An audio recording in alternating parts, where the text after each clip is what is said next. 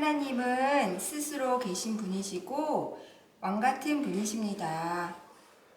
그분은 모든 만물을 창조하신 분이시기에 모든 것의 주인 되시죠.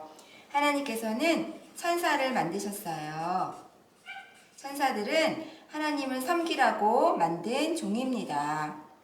수많은 천사들을 만들었는데 그 중에 하나님 옆에 천사는 천사장으로 지위도 높고 권세도 있었어요. 하나님께서는 하늘과 땅을 만드시고 그 바다와 강도 만드시고 많은 물고기들을 만드셨어요. 또 하늘을 나는 온갖 종류의 새를 만드셨어요. 낮에는 하늘에 뭐가 떠 있을까요? 해를 만드시고 우리를 비추게 하셨죠. 밤에는 달과 수많은 별들을 만드셨어요. 그리고 이 땅 위에 풀들을 만드시고 아름다운 나무들을 만드셨어요. 그 나무에 맛있는 맛난 열매를 맺게 하셨죠. 그리고 이 땅 위에 많은 종류의 동물들을 지으시고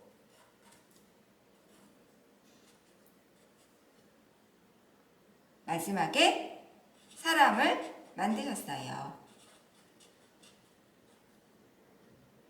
여기를 하나님께서는 에덴 동산이라고 부르셨어요. 온갖 동물들이 하늘과 들에 그리고 숲에서 평화롭게 살았습니다. 이때에는 사자와 호랑이는 풀을 먹었으니 서로 싸울 일도 없었고요. 이 모든 동물들이 사람들에게 순종했어요. 사람들은 여기서 왕으로 다스리는 존재였지요. 하나님께서 보시기에 너무 좋았다고 말씀하셨어요. 그래서 날마다 천국에서 내려오셔서 사람들과 같이 놀아주셨어요. 하나님께서 너무 좋으셔서 복을 주세요. 아담아, 하와야, 너희가 자녀를 많이 낳아 이 땅을 가득 채우거라. 우리 영원히 같이 살자. 하지만 난 너희들이 나를 사랑하고 순종하는지 보고 싶어. 그래서 법을 하나 주마. 이 동산의 모든 나무 실과는 마음껏 먹어. 하지만 이 나무의 열매는 먹지 말거라. 이 나무의 열매를 먹으면 반드시 죽을 거야. 어느 날 천국에서 천사장이 수많은 천군 천사들이 자신에게 순종하는 것을 보고 자신이 하나님처럼 되고 싶어졌어요. 하나님이 받아야 할 경배를 자신들이 받고 싶어서 수많은 천사들과 함께 하나님께 도전했어요. 하나님은 그것을 아시고 이들을 모두 이 땅에 추방했어요.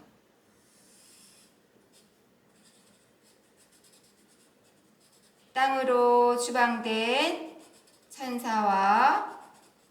천사장과 천사들은 사탄과 귀신으로 신분이 바뀌죠. 그리고 이 사탄과 귀신들이 갈 지옥을 만들었어요. 우리는 이 땅에서 지옥을 약간 느낄 수가 있어요. 심한 병에 걸린 사람들은 고통이 너무 커서 사는 것이 지옥 같다고 말해요. 또 우리가 요리할 때 기름이 조금만 튀어도 너무 쓰리고 아프죠. 그런데 몸 전체를 불로 태운다고 생각해 보세요. 이 몸은 1분만 고통을 참으면 죽어요. 그런데 지옥에는 죽음이 없어요. 상상해 가세요. 지옥의 그 어마어마한 고통이요. 성경에 지옥으로 간 부자 이야기가 있어요. 얼마나 뜨거우면 물 한 방울로 혀를 시원하게 해달라고 애원하죠. 사탄은 그 고통을 너무나 잘 알아요. 그래서 예수님이 거라사 지방에 오셨을 때 자기를 괴롭게 말라고 절규하는 겁니다. 언젠가는 이 지옥에 반드시 갈 거라는 사실을요. 어느 날 사탄은 뱀에게 들어가서 하와를 꼬셔요. 하와야, 이 모든 동산의 실과를 먹지 말라고 했니? 하와가 말했어요. 아니야, 다 먹을 수 있어. 이 나무의 열매만 빼고 이거 먹으면 죽는다고 하셨어. 아니야, 네가 이걸 먹으면 하나님처럼 돼. 능력도 많아지고 힘도 세지고 권세도 있어져.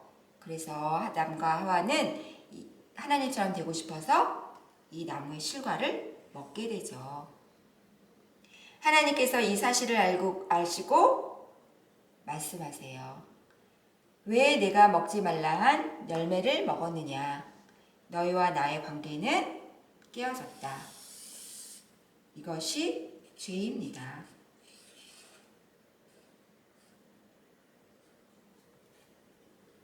아담과 하와 너희는 내가 먹지 말라는 열매를 먹었으므로 육체는 죽어서 흙이 되고 내 영혼은 지옥에 가게 될 거야. 이것이 하나님의 판결입니다.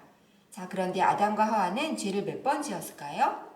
그렇죠. 한 번이죠. 어떻게 생각하면 아주 작은 것이에요. 그럼에도 지옥에 가야 해요.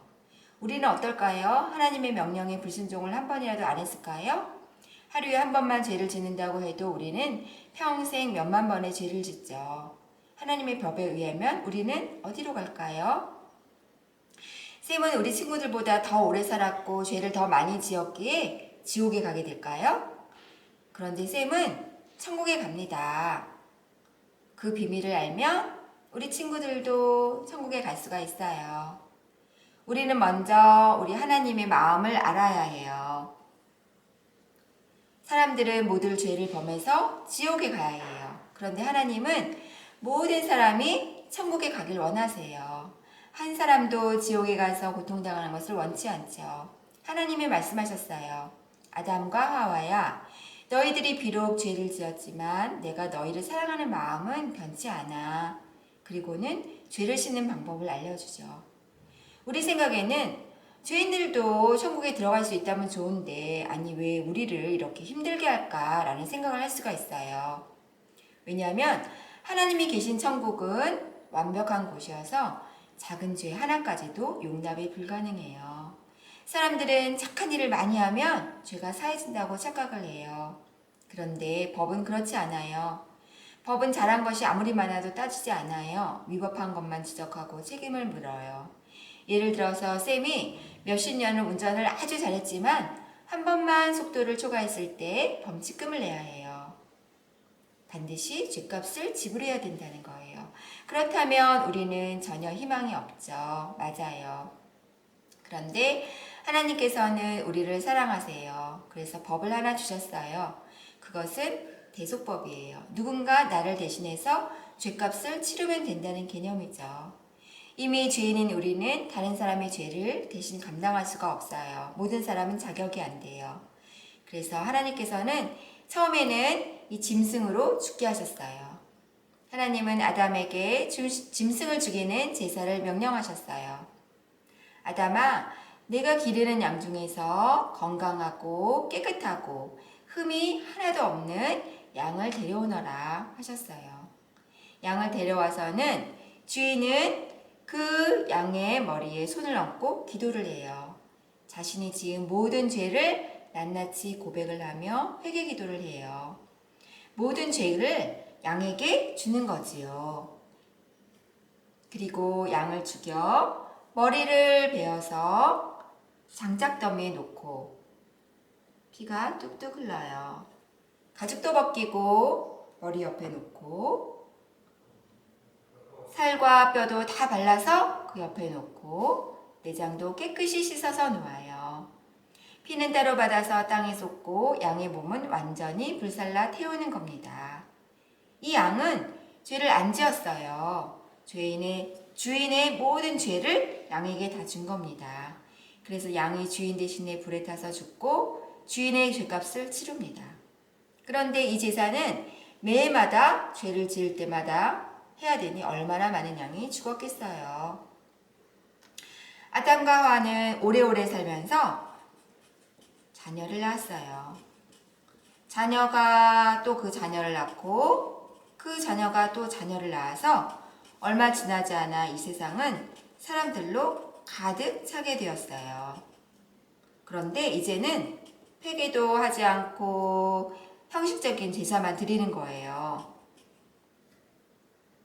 그럼에도 불구하고 하나님께서는 우리를 사랑하세요. 우리는 하나님을 잊어버리고 내가 하고 싶은 대로 살아요.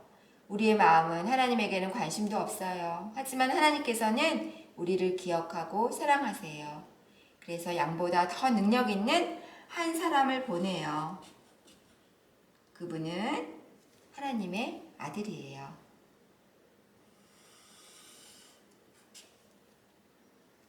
우리처럼 죄를 짓지도 않았어요. 죄가 없는 분이죠. 그런데 우리와 같은 몸으로 오셨어요. 이분의 이름이 예수님이에요. 그 이름의 뜻이 무엇이냐면 우리 죄에서 구원하실 자라는 뜻이죠. 그런데 문제는 이분이 아주 평범한 모습으로 와서 사람들이 그분이 하나님의 아들인지를 몰라요.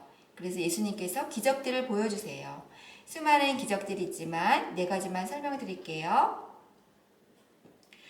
예수님이 제자들과 바다를 건너시는데 배를 타고 바다를 건너시는데 풍랑이 일어나고 배가 막 흔들려요. 제자들이 도와달라고 소리를 쳐요. 예수님은 한마디로 풍랑을 잔잔하게 하시죠. 자연의 주인이 되시는 분이에요. 나사로라는 사람이 죽어서 4일이 되었어요. 그래서 나사로가 냄새도 나고 이미 시체가 되었는데 예수님께서 나사로야 일어나라 라는 한마디로 다시 살려주세요. 우리의 몸과 영혼의 주인이 되시는 거예요. 귀신 들린 사람을 고치세요. 우리 여러분들은 귀신 들린 사람을 본 적이 있나요? 선생님은 본 적이 있어요. 우리의 영을 주관하시는 예수님이에요. 예수님의 말씀을 들으려고 따라다니는 사람들이 하루 종일 예수님 말씀을 듣다가 집에 가려고 하는데 너무 배가 고파요. 예수님께서는 물고기 2마리와 떡 5개로 사람들을 먹이세요. 2만 명, 3만 명을 오병이어로 먹이시는 분이에요. 우리의 필요를 채워주시는 분이에요. 우리 친구들의 필요도 예수님께서 채워주실 거예요. 죽은 사람을 살리고 모든 병든 자를 치료하고 내 가족들에게 들어왔던 귀신이 쫓겨나요. 그러니까 사람들이 예수님을 너무 좋아해요. 수많은 사람들이 이 예수라는 사람을 통해서 하나님께 돌아오는 거예요. 이 사건을 보고 아주 깜짝 놀라고 너무너무 무서워하는 존재가 있었어요. 누구겠어요? 사탄과 귀신들이죠. 지금까지 인류 역사 이래로 사탄과 귀신들은 사람들을 방해하고 이 하나님의 막아서 사람들에게 못 가게 효과적으로 잘 막았는데 이 하나님의 아들이라는 예수님을 통해서 엄청나게 많은 사람들이 하나님께로 오니까 사탄의 마음이 너무나 두려운 거예요. 점점 자신들이 지옥에 갈 시간이 다가오는 거예요. 얼마나 무서웠겠어요. 이 예수를 막는 가장 좋은 방법이 무엇일까요? 이 예수님을 죽이는 거죠. 사탄은 정치인들, 종교 지도자들, 제사장들을 이용해서 예수님을 죽여요. 그것도 십자가에서 죽이는데 이 십자가가 무엇이냐면 그 당시에는 한 국가에서 가장 악한 사람들을 죽이는 아주 잔인하고 수치스럽고 고통스러운 사형 도구였어요. 죄를 안 지은 우리 예수님이 이 십자가에 죽게 해요. 사람들은 예수님을 잡아다가 두들겨 패고 침을 뱉고 주먹으로 치고 심한 모욕을 했어요. 옷까지 벗겨 수치를 당하게 했어요. 마지막에는 채찍으로 때려요. 그런데 그 채찍에는 쇠 조각이나 돌 조각이 달려 있어요. 생각을 해보세요. 등치도 큰 로마 군인들이 힘껏 채찍을 휘둘러요. 어떻게 될까요? 그 쇠 조각들이 살 속으로 파고 들어가면서 당기면 그 살의 근육들이 조각조각 떨어져 나오는 거예요. 그렇게 엄청난 고통을 당하셨어요. 아마 예수님의 뼈들이 보였을 거예요. 그리고 마지막에 십자가에 매달아요. 그리고 3개의 못을 박아요. 피가 뚝뚝 떨어지죠. 예수님은 이 십자가의 상에서 다 이뤘다고 말씀하시고 숨을 거두세요. 십자가에서 돌아가시죠. 이 십자가 아래에 있는 예수님과 십자가상의 예수님은 같은 분이세요. 그런데 성격이 바뀌죠. 밑에 예수님은 죄가 없으신 하나님의 아들이시고 십자가에 달리신 우리 예수님은 친구들의 과거의 미래의 모든 죄 그리고 선생님의 모든 죄, 인류의 모든 죄를 다 모아서 가져가셨어요. 여기 양을 보세요. 죄 없던, 죄를 모르던 양이 주인의 죄를 가져가서 죄가 많은 양으로 바뀌었어요. 이 양은 주인의 죄만 가져갔다면 예수님은 인류의 모든 죄, 과거에서 미래까지 모두 가져갔어요. 예수님은 십자가상에서 우리의 모든 죄값을 다 지불하신 거예요. 우린 더 이상 지옥에 갈 필요가 없다는 것이죠. 그리고 무덤에 가신 후 무덤에 가셨다가 3일 만에 능력으로 무덤에서 나오셔서 천국으로 올라가셨어요. 그리고 지금은 천국 하나님 오른편에 앉아서 우리를 기다리고 계세요. 그분이 말씀하시기를 내가 길이요 진리요 생명이다. 나를 통하지 않고는 천국에 들어올 방법이 없다. 내가 길이라는 것은 예수님을 통해서만 천국에 갈 수 있다는 뜻이에요. 영어로 보면 away가 아니고 the way예요. 하나밖에 없는 유일한 길이라는 거죠. 내가 진리라는 거는 지금 선생님이 말씀한 모든 우리 친구들에게 말씀드린 모든 이 내용이 진리라는 뜻이에요. 예수님은 하나님의 아들이고 죄가 한 번도 지은 적이 없었는데 우리의 모든 죄를 가져가셔서 십자가에서 죽으시고 죄값을 다 지불하셔서 우리는 지옥에 갈 필요가 없다는 것이 진리예요. 내가 생명이다 라는 말은 예수님 안에 영원한 생명이 있다는 뜻이에요. 이것을 이해하고 동의하고 마음에 받아들이시는 게 믿음이라고 해요. 믿음이 뭐냐면 예를 들어 여기에 물이 있어요.